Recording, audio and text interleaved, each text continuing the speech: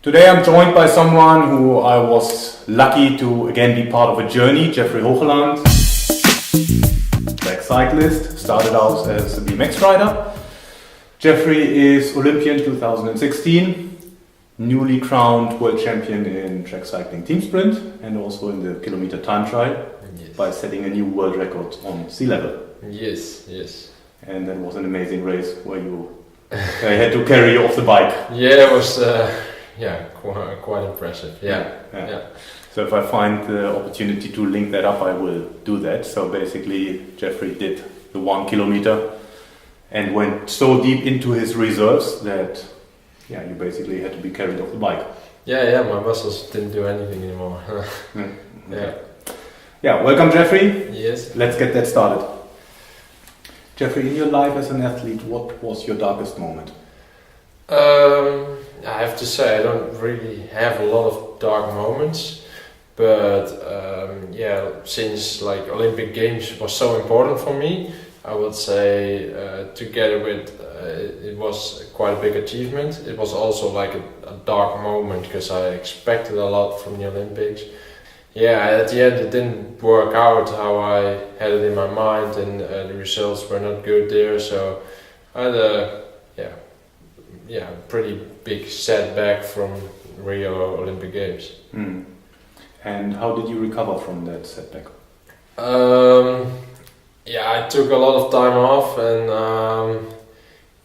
tried to enjoy everything again. So going to my friends and go do BMX racing, do some motocross, like do hobbies, put your mind off track cycling, do something different than you normally do, and try to relax. Because I think for Olympics you have to let a lot of things. You cannot do a lot of things or besides your job, like besides track cycling. So you have to sacrifice some things, and I think after Rio I just did everything. I sacrificed and maybe more. And after 3 months or something, our coach at that time called me back and said, "Hey, come, we have to train again and we do some more racing." And then I set a new sub goal, and that was Worlds 2017. And from there on I built up again and got stronger, and so this year world champion. There's one more thing I wanted to touch on. In the Olympic Games in 2016, you were facing the finalist of 2012 from France. In that race you made a smart move and got the upper hand, but you ended up not winning.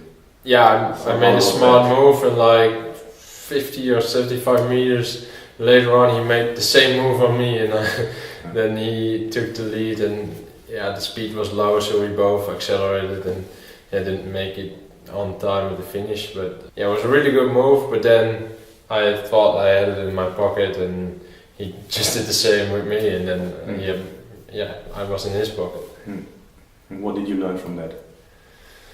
That's actually quite hard with one-on-one sprinting. You have all kinds of tactics, and your opponent has a tactics. The races are most of the time always different, and it's hard to like teach a standard procedure or something. So it's quite hard to not make mistakes. So you have to be in the moment, adapt in the moment, and try to think about a plan in your race and how you can be. You know most of the time like the strongest points, the weaknesses, and from there on you're like confident in the race. I know this about him, so maybe if I jump on him and get up front, he won't come by anymore. Or like you know a bit of your opponent, but like tactic wise it's always hard, and you have to see in the race, and it's hard to say like what did you learn from it.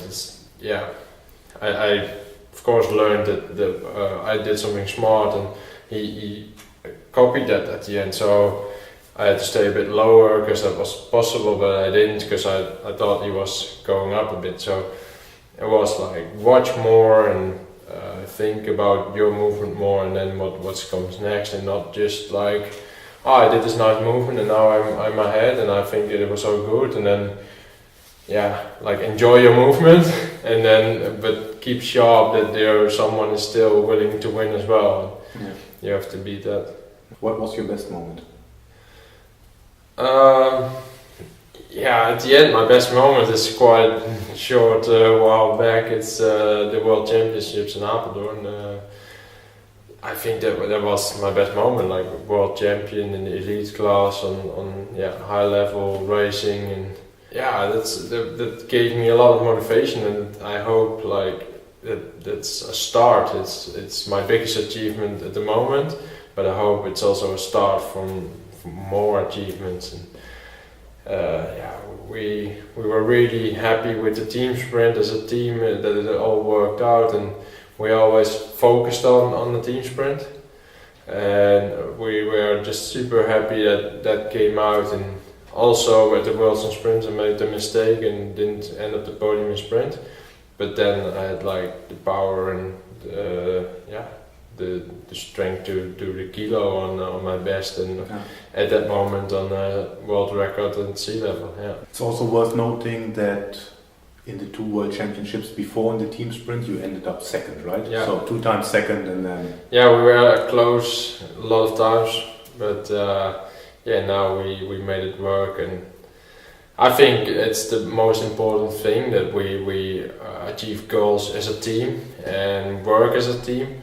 But besides that we can have like our own goals as well. But like the main focus must be on the team. And what did you learn from that moment, or how has it influenced you?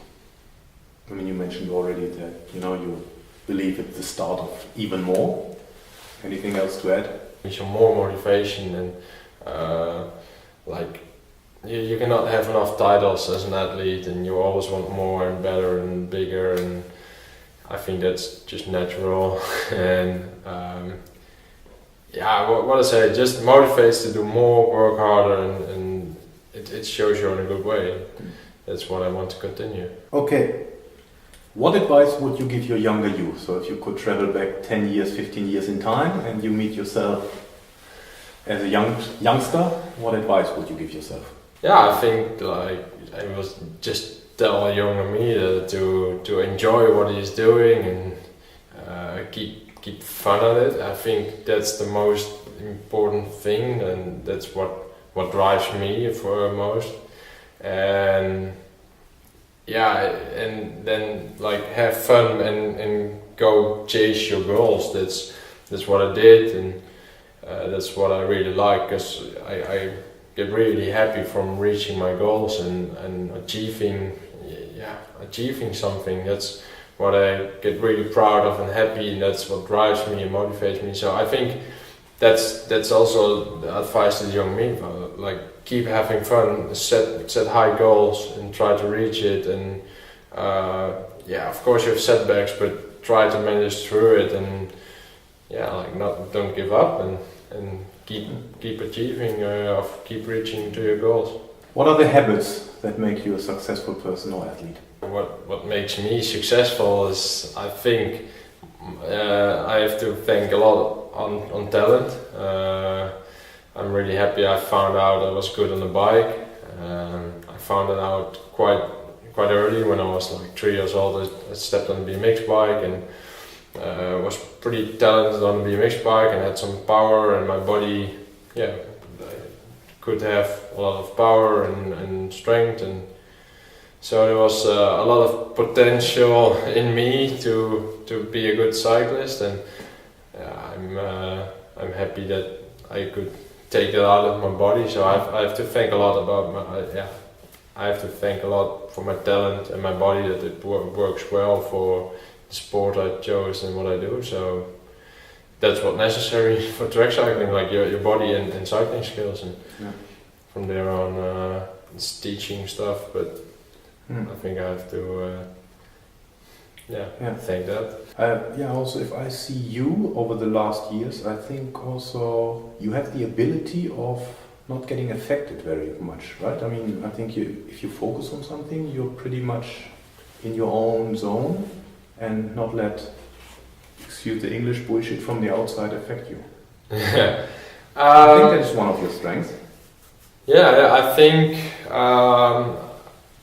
it looks like I don't really have always a plan or something, but I think in my head I truly or clearly know what to do or how I achieve things. I don't write it down or something, or I don't really think about stuff like that. But if I have a goal or like think what I want to do, I know the steps and how to do it. And at the moment when I don't see those steps or don't see it work out, I'm not motivated. So if I have a goal and I see how to approach it or how to achieve that, then I'm motivated and know to get in the zone and focus on the thing I have to do. But if I don't see it working out, or it's work what I can do, then I'm like, oh no, I'm not trying this, or I do this path because I think it's better, and I can truly focus on that. Yeah. Do you have a morning routine?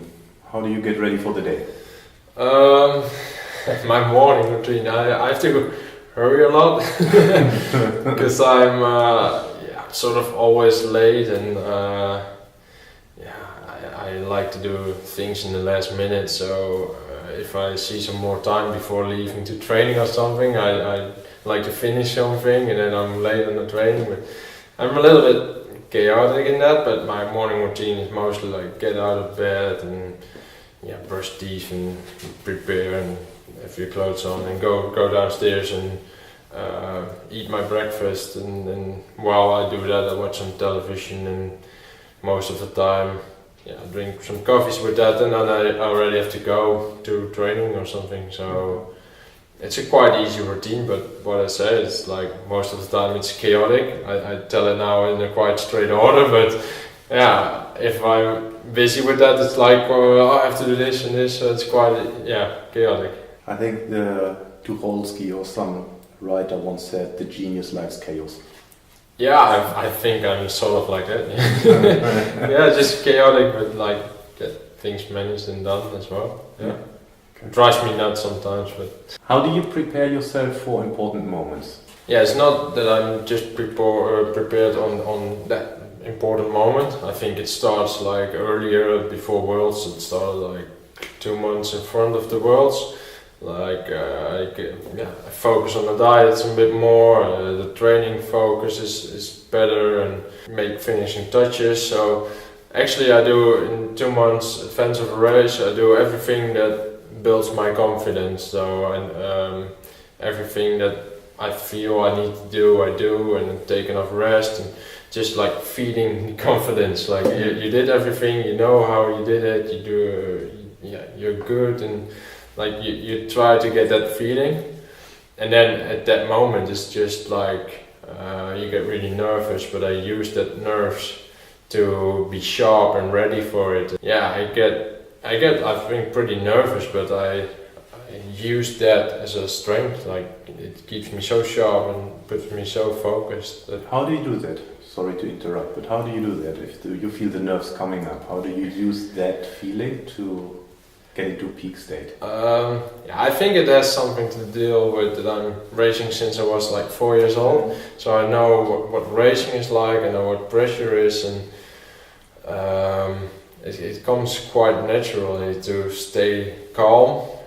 But there are nerves. I use them, and it's hard to say how, but I actually like the feeling of getting nervous, and that means something important is going to happen. Yeah, that's what I say. I'm getting sharp from that feeling, from like there's something important what you want to do. You work for it, you want to achieve it, and that makes me strong. Because also you seem to be able to, in important moments, to step it up, right? I mean, some athletes they are at their level, and that's what they are, but you are able to, if it counts, you can step it up. Yeah, if you compare my training level with racing level, there's always a big gap, big difference. So like the nerves and everything triggers me to give that little extra and do a little bit more. And obviously I'm training hard, but there's always some spare left what I can get out in racing, and I build that up in training. But I think I get everything out in racing. I know for me there's not a lot more things important than winning that race at that moment, so it's like all or nothing and getting everything out, and that makes me better on races, and I don't feel under the pressure normally. So a true sprinter who needs the adrenaline. Of course, it's adrenaline, and it's focus, nerves, and that little extra you get out of yourself. We kind of touched on that before. How do you overcome setbacks? I mean, you said you didn't have a lot, but if you look back at your career, you had setbacks. How did you overcome them? I think I'm quite good in putting things or bad feelings aside and just go further. Just keep on working, because I think back in my mind I know what I'm doing is good and right or something. So if I have a setback, I can really sit down about that and feel bad. But that's, I think, like for a week or maybe 2 weeks that I think about it, like, shit, something went wrong, I have to do it better. But then I think I just know what to do and just start over training again, racing again, focus on a new goal, like leave it behind. And sometimes it's pretty hard, because if like the Olympic Games eat a lot of energy from me, like you were not happy with that, but at the end I have to like let the feeling go of that went wrong and set a new goal and go towards a new goal, and that's what I also really like to do. Like setting a new goal, just go on and see if that works, and make like changes on the way, what you think that's necessary. What you not did before maybe, so make necessary changes, chase a new goal, and if you achieve a new goal, you forgot like your setback. I think I overcome my setbacks by like achieving a new goal and be happy with that, and then it's like, that didn't really matter, but it was a way towards this goal. And now a tricky question: if you don't achieve the goal, then how do you overcome a setback? Just set another goal, I guess. If I don't achieve a goal, I set a different goal, and I think I work a lot with goals in my mind. In my head. Like I didn't really think about it much, and I don't tell about it much, because I just do things. But I think it's always a reason, and with like a goal in my mind. Keep going. I think that's really important for me. Who's your role model and why? That's a tough question, because I don't really believe in a role model or something. I like certain people and the way they do, but it's not that I really want to follow that part or that role model, or I just like to see some guys what gives me positive energy and like find my own way in it. So it's hard to say, but like in my youth there were BMX riders that I like to follow, so it changes over the years, like people that come in your life or what you can see or follow, those are good. You just follow sometimes some people and then make your own path to a goal. I think that's my answer on the question. I guess, like not really a role person, but like to look up some different people and choose your own way. What is the best advice you received, and who gave it to you? I think the best advice that is given to me is by René Wolf, and I don't even know if he really noticed that advice was like so important to me, but he once said at a race like, if you ask it from your body, you will get it, but just go for it and ask your body to deliver it. So it was on a race, I really fell down, I was like, I cannot do this anymore, and I'm completely done, I'm empty, there's nothing in it anymore. And I think it was before the final of a race of gold, and he was like, but if you ask it yourself, it's in there, it's just your mind is telling you no. So I think that's something I use in trainings again, in different races. Like always, if I'm tired or if there's something, I'm like, yeah, but if you ask it, you will get it from your body, and you will like achieve it again and or train better or something like that. I use it like a bigger thing as well. How does a typical training day look like?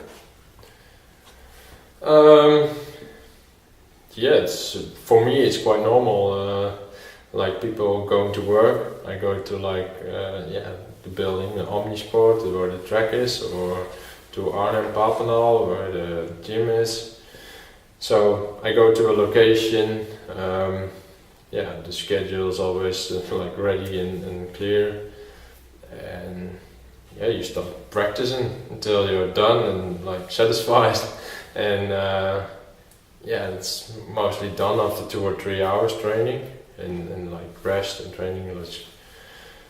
And then I go back home, or whenever we are Papendal and we have more training, we stay here, but we have like a lunch with like a lot of proteins and eggs and stuff.